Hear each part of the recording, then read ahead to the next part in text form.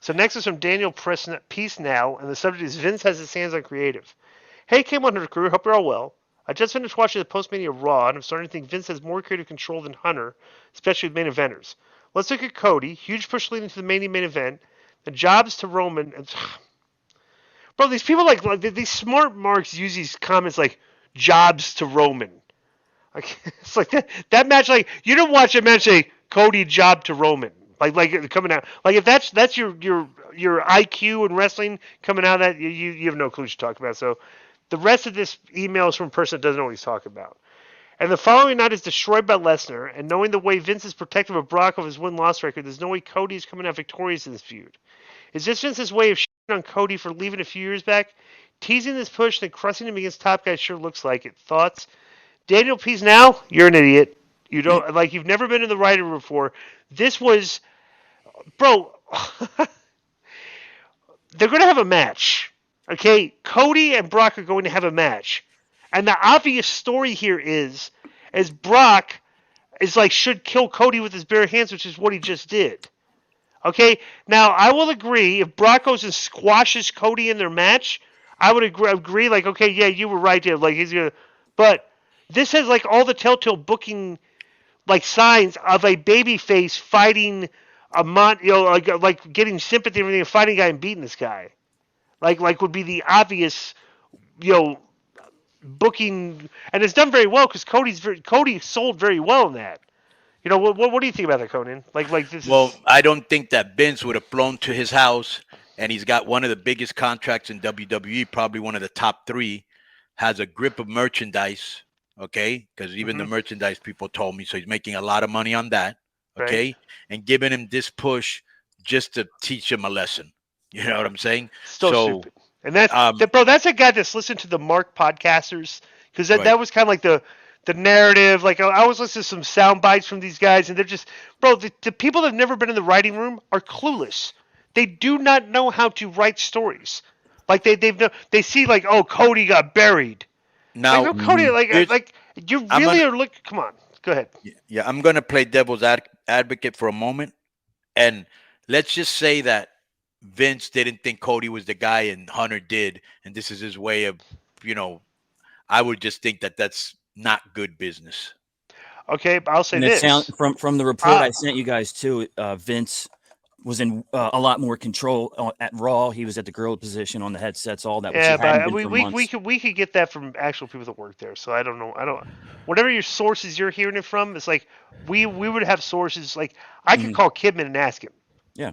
Like and that would be the that'd be the Well, grill video. Yeah, So because Kidman so actually works in the gorilla position. right, hmm right. So and like so all these marks and these dirt sheet guys that think they know info like that, everything. I can make one phone call and just find out that whether that's accurate or not. I guarantee it's not. Okay, because the thing, bro, this is what they did with Cody. Okay, is Vince, and if Vince McMahon was had his hands well, bro. That's classic babyface booking. Your babyface, white meat babyface, pretty boy, and everything just got pummeled by a monster and beat down and like that's I mean like, people that are thinking like I don't even know like people that have never been in like booked before aren't even looking at it from that spectrum.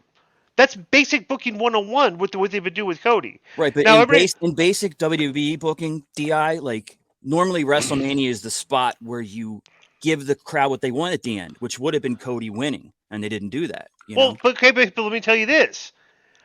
Is the company in a worse position with Roman still having the No, belt? no, Of not at course all. not. Of course not. Nobody even thinks about it. They're like, oh my God, Cody was the guy. Cody was the right time. It's like, no, that's because they were telling. We talked about this. They were telling this story in such an obvious path, okay, that every point in the story that was so obvious, they would hit it and get a huge pop when they hit it. Sammy cheering Roman in the back, or Sammy getting accepted in the bloodline. Sammy cheering Roman in the back. Sammy and Kevin hugging. Sammy and Kevin beating the Usos. That like they finally swerved us because everything was so obvious that we assumed that Cody was going to win the belt.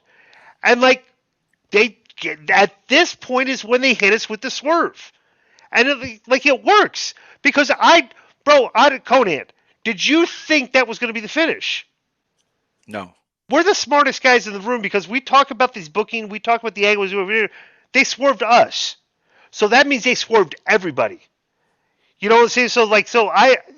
I'm not complaining about the finish because like people say, oh my God, Cody was the WWE's going to like no, they swerved you guys on an obvious finish, and they're very good at this bloodline storytelling.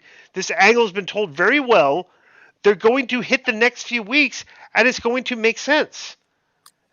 So, what do you agree with that, Konnan? I'm not sure, so we'll find out. But I wouldn't think Vince is that petty, but I wouldn't put it beyond him either. I loved Cody's mic work on Raw.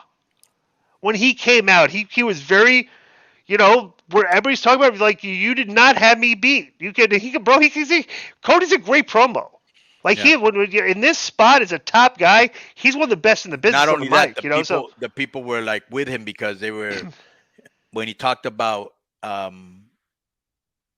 no, that was Austin Theory and Ray. Okay, my bad. No, but I'm saying he really hit all. He made perfect sense, and the people were with it. Right. So it's like, and then Brock turned on him, and I think the storyline is, it's kind of like pissed off at the company for trying to like, why are you pushing this guy instead of me?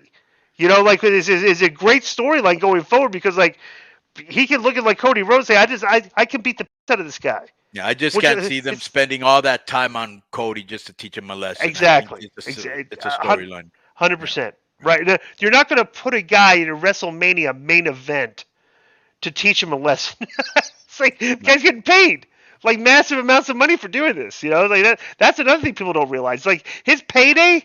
It's like through the roof to where he's not going to be upset about what they do with him. It's like, hey, fine, I'm getting paid way more money than I've ever made. They got a baby face over, which isn't the easiest thing nowadays. So why would you want to pull that off? All right, next is that's a long conversation on one email. So let's go forward here, rapid fire some of this stuff. If you got a question, we're not going to spend a lot of time on it, right? So these next 20-something emails, you guys better bring your A game.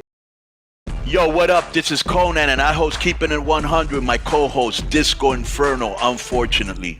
Well, I'd say you're my co-host. Listen, every Thursday here on Spreaker, we talk pro wrestling, sports, movies, music, TV, pop culture, and some politics. It's everything the rest of the pro wrestling podcasts are not.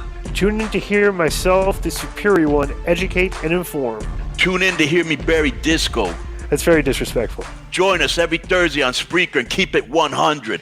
Boom!